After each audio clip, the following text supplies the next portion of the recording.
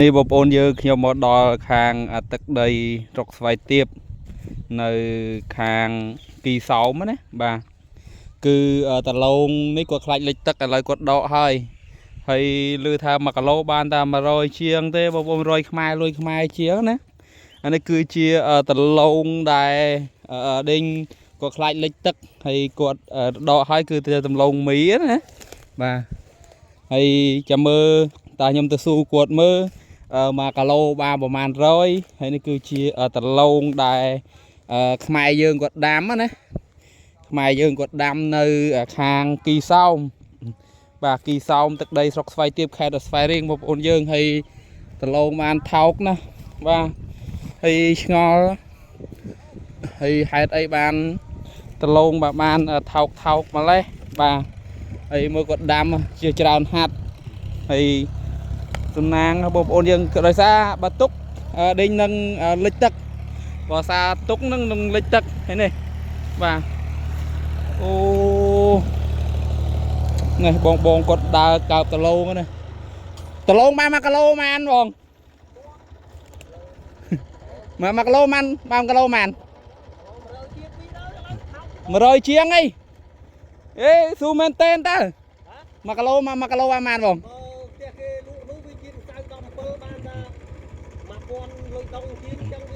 100ថាឈុត200អីអូហើយកាចំនួនមុនបាន1គីឡូម៉ានកាចំនួនមុនបាន1គីឡូម៉ានអូកាន់តែចុះហើយហើយនឹងយើងដឹកយកទៅលក់វៀតណាមមកដែរអើយបើថាវៀតណាមអត់ទិញទៀតចប់អើយ1គីឡូថា200ចុះបងប្អូនយើង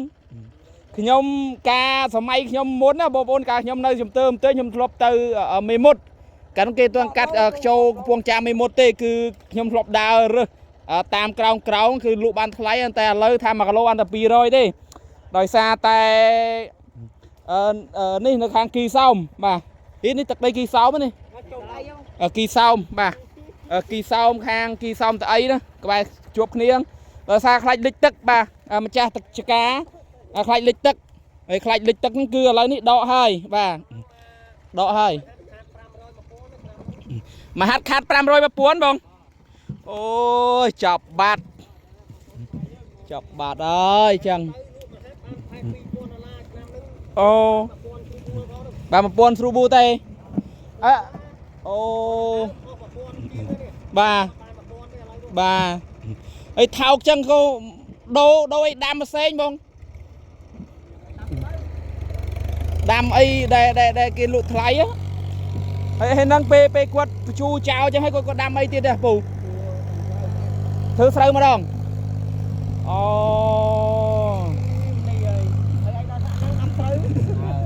ហើយតអានេះដើមហ្នឹងគេរស់ចេញហីអូវាយខ្ទេចទៅហ្មងអូហាក់ទុកពូជដើមតឡងខ្លះអូពូជហ្នឹងទុកអត់បានទេអូទុកស្វិតបងប្អូនយើងហើយបាទអើយបាទខាងដេញបាទខាងតឡងឲ្យគាត់បានថ្លៃផងបងប្អូនយើងថាមិនបាន200បាន200ទេ200លុយខ្មែរបងប្អូន1គីឡូណាហើយគាត់ដាំនេះគាត់ថាមកហាត់ខាត500 600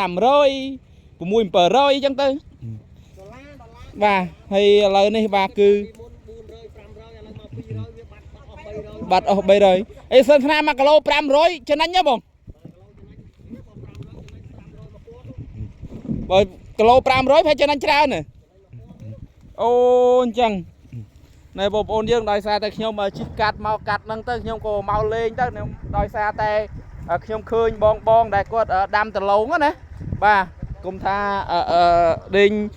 DJKA ជិះកាត់នឹងថាមិនស៊ូថានៅខាងគីសោមហើយនឹងព្រៃតអីជាប់គ្នាឃុំជាប់គ្នាខាងស្រុកស្វាយទៀបហើយចឹងទៅគឺនេះបាទហើយតឡងនេះបងប្អូនយើងគឺឆៅចឹងក៏ហូបបានណាហូបបានទេហូបបានទេខ្ញុំដឹងតើគេយកទៅធ្វើម្សៅអូហើយទៅគ្រីមបងទៅគ្រីមអូ យើងតាម จัง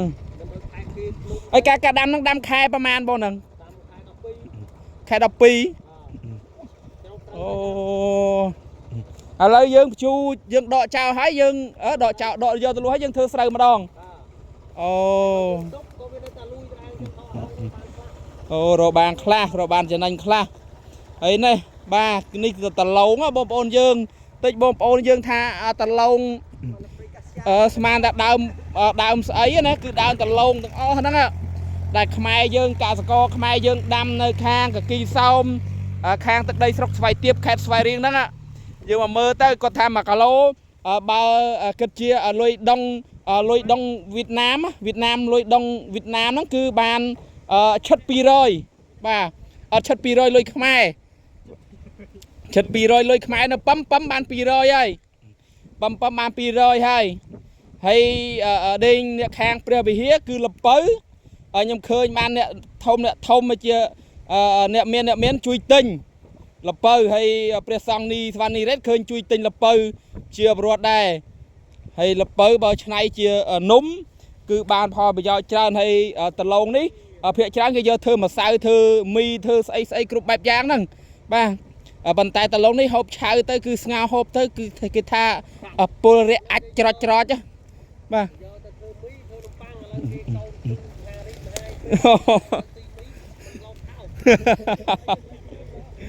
អញ្ចឹងហើយយើងមិនបាញ់ដាំអាតឡងពុលធ្វើអីបងយើងមិនដាំអាតឡងពុលនឹងធ្វើអី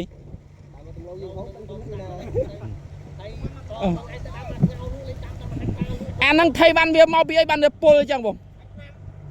មិនទេណាបាទអូអញ្ចឹងបងប្អូនយើងហើយបាទខ្ញុំឃើញថាតឡងបានថោកបើដាំតាំងពីខែ12ឥឡូវខែ6គឺបានមើលប៉ុណ្ណឹងបងប្អូនបានមើលប៉ុណ្ណឹងនៅវាយជីនៅជូដាំនៅជូកម្មករអីលើកគាត់មកគាត់ថាទឹកដីតនេចៅវាដេញស្លាស់ពេកបាទហើយបើមហាតាអីវ៉ាហ្នឹងមហាតាគាត់លក់អញ្ចឹងទៅគាត់ជោគចិត្តគាត់ចំណាយឲ្យមានខ្មែរយើងមានការងារធ្វើគាត់ចំណាយខាត់មហាតាខាត់500លេងអញ្ចឹងទៅបាទមានដល់1000អីចឹងលេងអីចឹងទៅបាទហើយបាទអូចឹងខាតច្រើនហ្មងអើយបាទបើសិនខ្នាខ្ញុំអ្នកធំវ៉ាន់ខ្ញុំជួយតឡងឲ្យបានថ្លៃណាតែខ្ញុំអត់មានទូនាទីជាអីបានតែដើរធ្វើវីដេអូជូនបងប្អូនយើងលេងទេបងប្អូនយើងបាទខ្ញុំអាណិត